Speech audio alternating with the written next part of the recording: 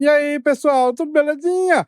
Mister Darkness aqui novamente para outro react. É nóis, bora lá. O TSE, agora em Brasília, está fechando a votação que está tornando o ex inelegível, o Belzebu inelegível. Isso proveniente da responsabilidade do seu descaso com a democracia, do seu desrespeito à ciência, do abuso de poder que ele cometeu durante esses 4 anos e principalmente da ignorância que ele quis espalhar e expandir por toda a nação brasileira. Porque sabia que tinha uma denúncia aqui, outra lá, a gente sempre soube, não fingi que tem um 35 que denunciava isso, a gente recebia queixa. A gente está aqui no Palácio do Planalto, onde agora há pouco saiu o carro do agora ex-ministro da Previdência, Carlos Lupe. Um safado desse querendo falar dos outros. Tem condição um negócio desse? Logo na sequência, ele publicou em uma rede social que estava entregando o seu cargo como ministro. A Papuda, espera! Boa estadia lá, valeu? Um forte abraço!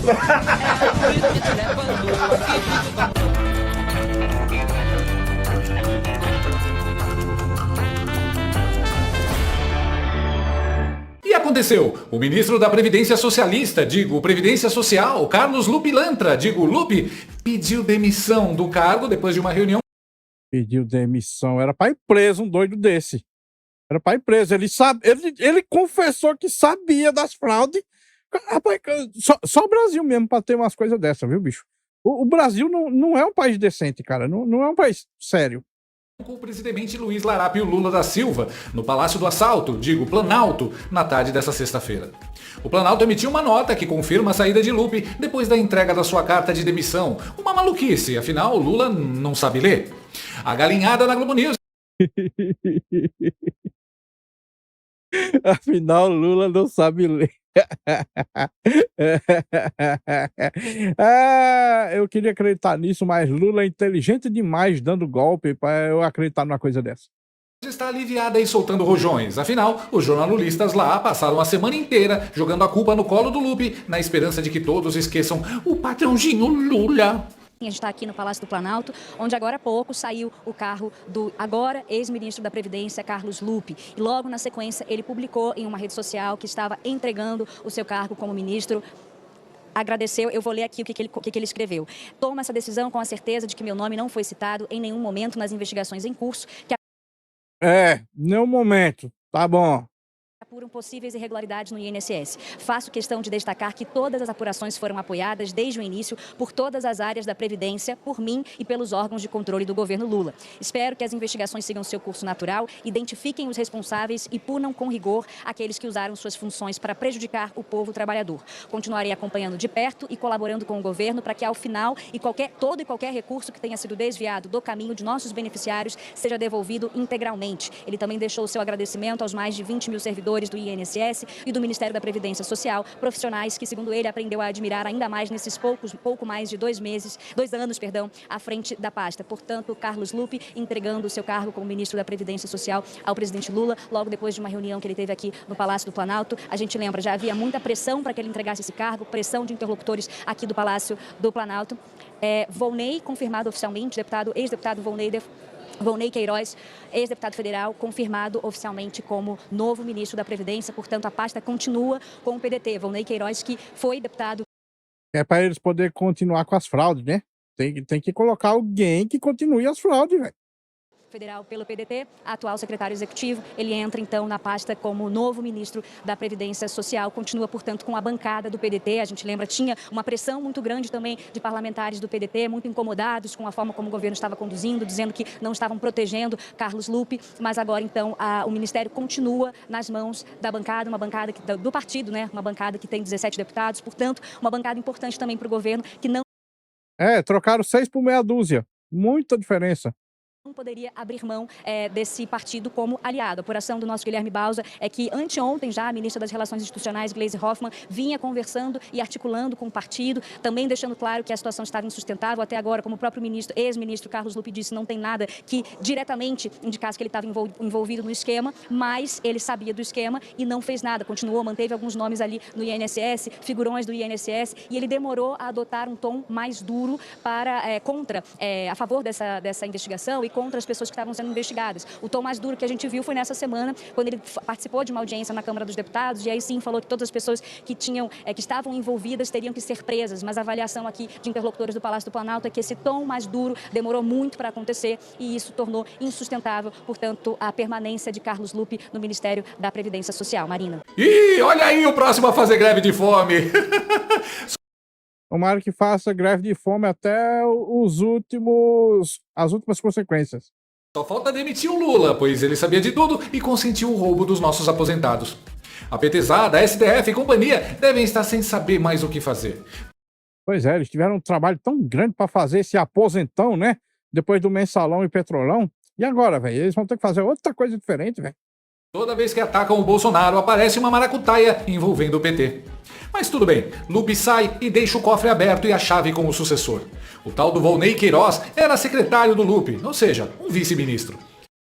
Ou seja, trocaram 6 por meia dúzia. Vai continuar o golpe. Ele assumir o ministério é um descaramento sem igual. É trocar 6 por meia dúzia. É tirar a raposa e colocar o coiote pra... Caramba, ele usou o mesmo termo que eu.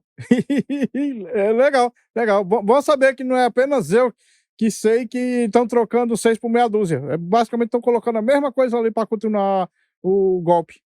Tomar conta do galinheiro. Volney Queiroz era o braço direito de Lupe no Ministério da Previdência. Esteve no comando durante todo o período do escândalo dos descontos ilegais em aposentadorias.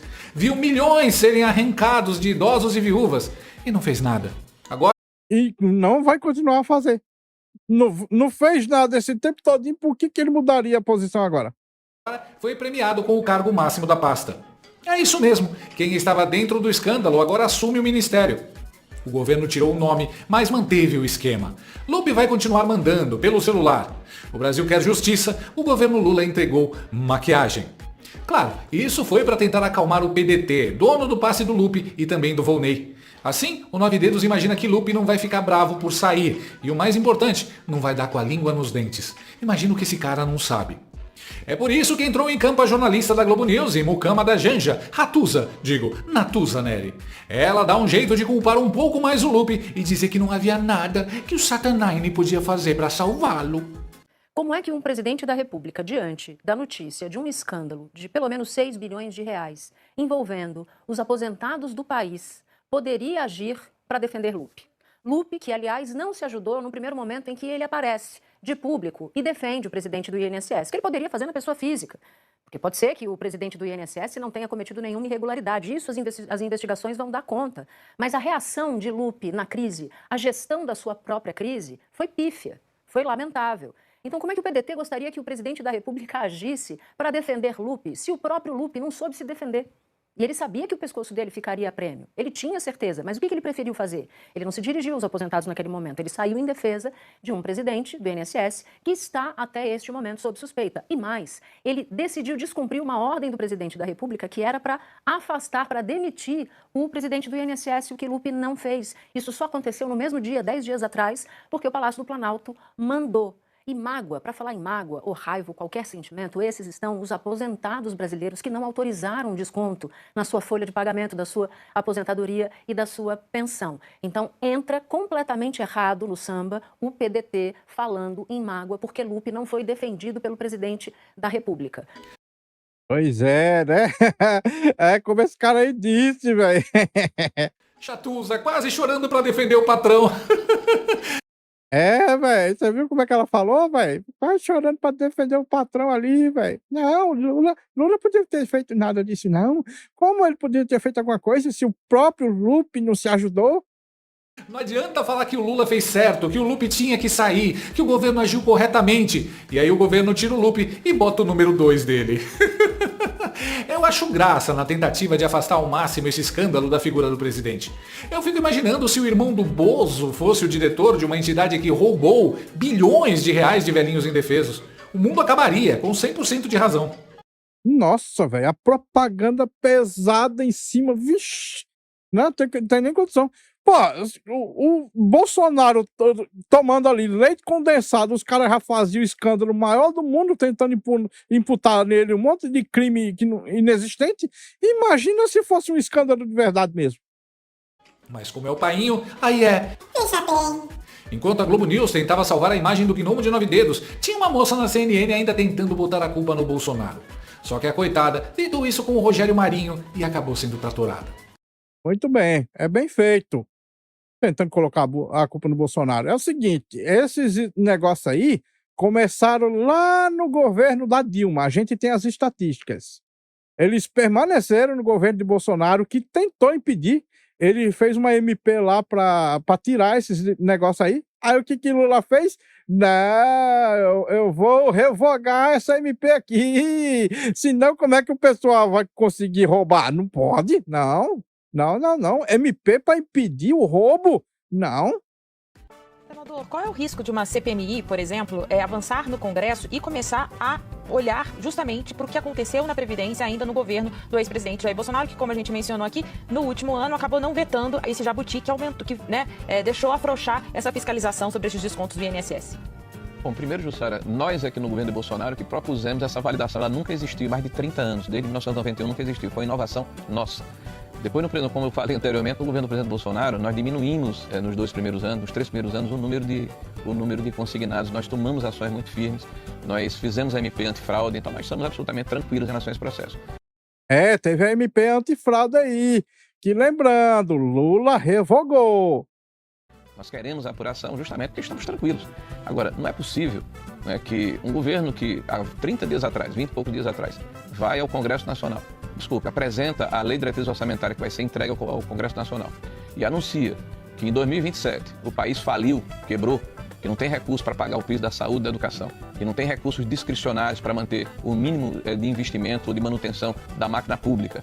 O ministro da Fazenda e da Economia não participam do processo, se escondem e diz o seguinte: olha, quem vier depois fecha a porta e apaga a luz, porque o piloto literalmente sumiu.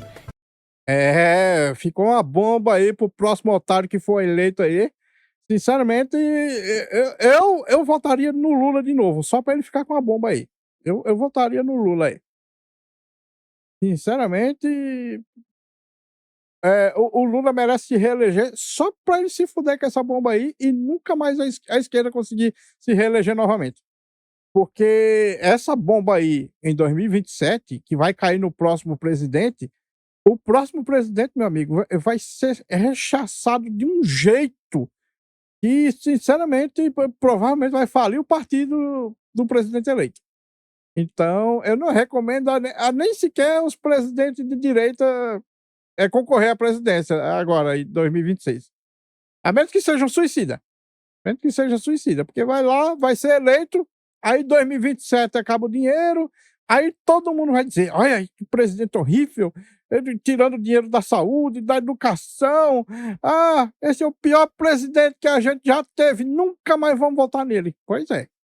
Então, a agenda do governo, ela na verdade hoje ela é danosa para a população brasileira e para a sociedade brasileira. Eu me pergunto muitas vezes qual é o papel da oposição hoje no Congresso Nacional. Eu digo, ele preservar um legado, porque ele diariamente ele é atacado. Se trabalhou contra o marco da Previdência, se trabalha contra as conquistas na questão da Previdência, na questão trabalhista, na questão dos marcos regulatórios, na própria condição de austeridade fiscal que foi legada pelo governo anterior, na política monetária. 2 anos desse governo atacando o Roberto Campos, aí mudou o presidente, está com a mesma metodologia, parece que eles esqueceram que mudou o presidente. Então é um governo que tem um retrovisor muito maior do que o para-brisa, não tem projeto de país, só tem projeto de perpetuação no poder, e é muito importante que nós tenhamos a consciência de que é necessário preservar o que foi feito de forma virtuosa. Então eu tenho muito receio da agenda que esse governo pode implementar para destruir ainda mais a estrutura e a governabilidade do país. Nossa, isso não foi um corte, não foi uma invertida, foi um coice. Rapaz, foi mais que um coice, velho. Rapaz, deu uma tramontinada ali bruta, doido. A sovaco cabeludo comunista Petralha levou sem cuspe. A Jussara deve estar deitada em posição fetal embaixo do chuveiro até agora. Interessante é a convicção com que eles afirmam essas coisas, né? Aí tomam essas borrachadas e ficam com cara de tacho. Peraí, mudei de ideia. Você tem razão, Jussara. A culpa é do Bolsonaro. Ele roubava aposentadorias para o irmão do Lula enriquecer. Sim, o Bolsonaro tava deixando o irmão do Lula rico, claro. Parece que dessa vez a gangue do PT não vai conseguir colar a historinha de sempre. Se a culpa é do Bolsonaro, por que os petistas não querem a CPI? Ninguém do PT assinou. Mano, aquela CPI só teve voto a favor de 2 partidos, cara. Todos os outros negaram voto.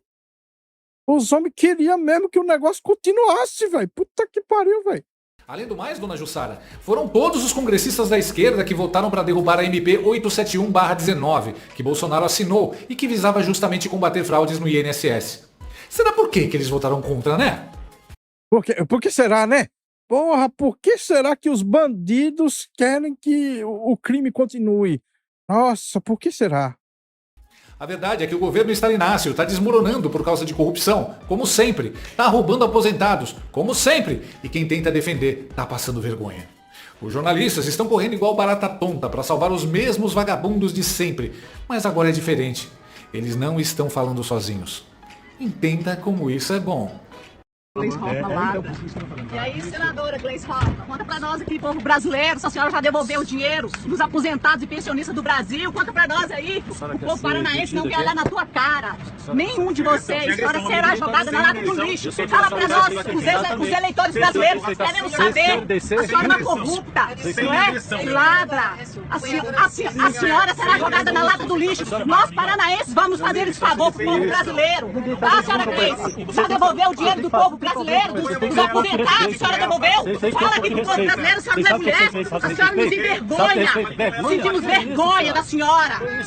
Lixo, gente, lixo. Você e seus políticos lá de Brasília, todos vocês, jogaremos vocês todos na lata do lixo. Feio que vocês fazem com o povo brasileiro, roubar, meu filho. Feio é você, ladrão, corrupto. Feio é você, seu ladrão. O povo brasileiro quer gente honesta. Jogaremos vocês na lata do lixo. Entendeu? Exato. Isso, votaremos contra por um Brasil melhor e mais honesto, seus ladrões. Ladrões, corruptos, ladrões. Gostou desse vídeo? Então inscreva-se no canal, comente, curta e compartilhe com seus amigos. Não gostou? Compartilhe com seus inimigos. Até o próximo vídeo, se o mundo não acabar antes.